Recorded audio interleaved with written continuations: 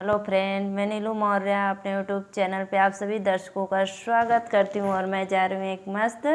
बेटी विवाह गीत गाने। आप लोग को ज़रूर पसंद आएगा। मेरे वीडियो को लाइक सब्सक्राइब करना है दोस्त। राधे राधे। मोरे दुआरवा बिकाए आयल जोगवा, मोरे दुआरवा बिकाए आयल जोगवा,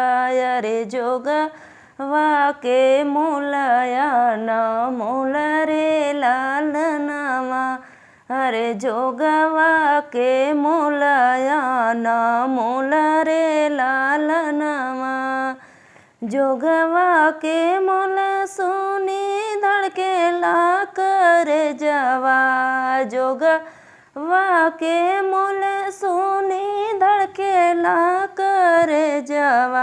अरे के लिए जोग रे लालनवा, अरे के लिए मोर जोग रे लालनवा,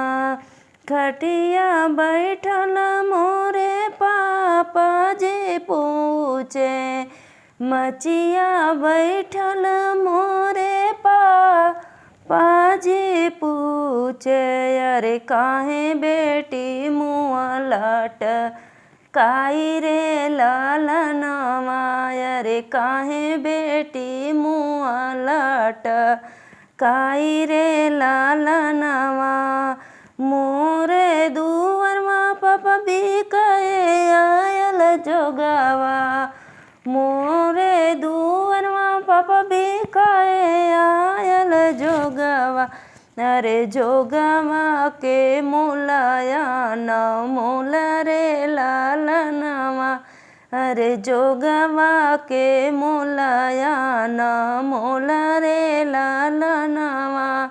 हम तो से कहीं बेटी कहूँ जोगवा, हम तो से कहीं बेटी बेटी ओ कमन दे, अरे जोगवा के जिद छोड़ी दे तू रे लालनवा, अरे जोगवा के जिद छोड़ी दे तू रे लालनवा, जोगवा के बारा बेटी तो से ना सही है, जोगवा के बारा बेटी तो से ना सही है, अरे तोहू बेटी हाउ सुकू वार रे लालनवा, अरे तोहू बेटी हाउ सुकू वार रे लालनवा, जोगवा के भर बेटी तो हे जे लगी है, जोगवा के भर बेटी तो हे जे लगी है, अरे तो बू बेटी पराया रे लालनवा, अरे तो बेटी होई बू पराया रे लालनवा, मोरे दुआरवा बिकाए आयल जोगवा,